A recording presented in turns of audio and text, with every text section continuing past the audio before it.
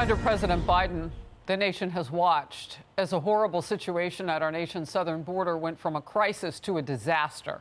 He and his White House team decided he should suddenly go to the border, certainly before the State of the Union address he's set to give next week. The politics of the moment are forcing him to deal with his own disastrous mess.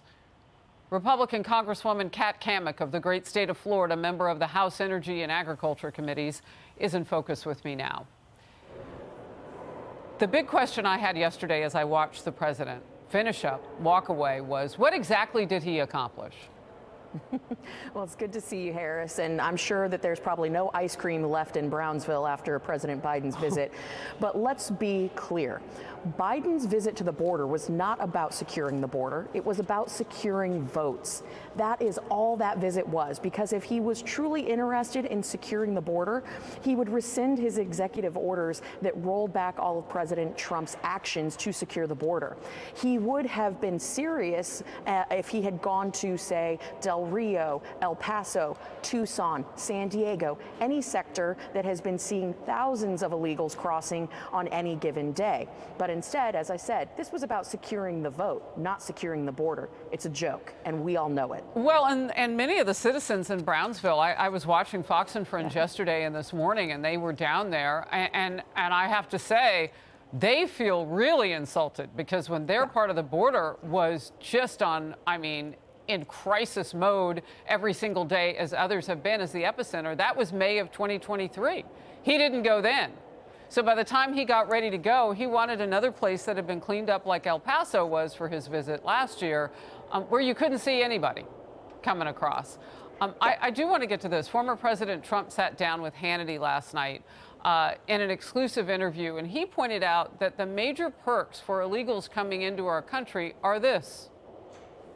For veterans, they get nothing. And for people that have been there for a long time and deserve something, citizens, they get nothing. But they give free health care. If you come in illegally into our country, you get things. And this is why they're coming. The incentive is so great. And we know, Congresswoman, that Senators Blackburn and Tuberville have put together legislation that's dealing with no access for illegals to the benefits, medical benefits that are meant for our veterans, our military veterans. So we know this is an issue.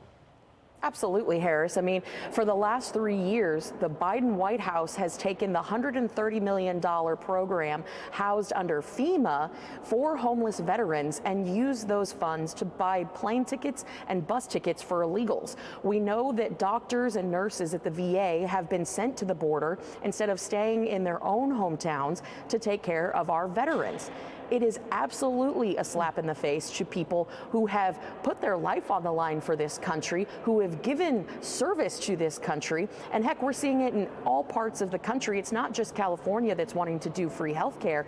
It is New York that is pushing kids out of schools, veterans out of living facilities, and putting illegals in their place. It's the fact that people are getting $10,000 credit cards for being illegal. But if you are here in this country legally and you pay your taxes, you're punished. The entire system is completely backwards. I feel like I'm living in 1984. Everything is messed up and it's backwards, and it only stops when we take Joe Biden out of the White House and we replace him with Donald Trump. All you had to do was look at the difference of the two places and the two men at the border yesterday. And again, my biggest question was, what in the world did President Biden accomplish? By the way, while you were talking, my team scrolled by all the freebies that the illegal immigrants are getting when they come in. Congresswoman, thank you. I know we had some breaking news off the top, and you stayed to be with us, and I appreciate your time.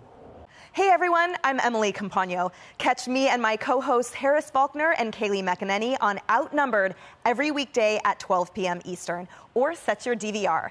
Also, don't forget to subscribe to the Fox News YouTube page for daily highlights.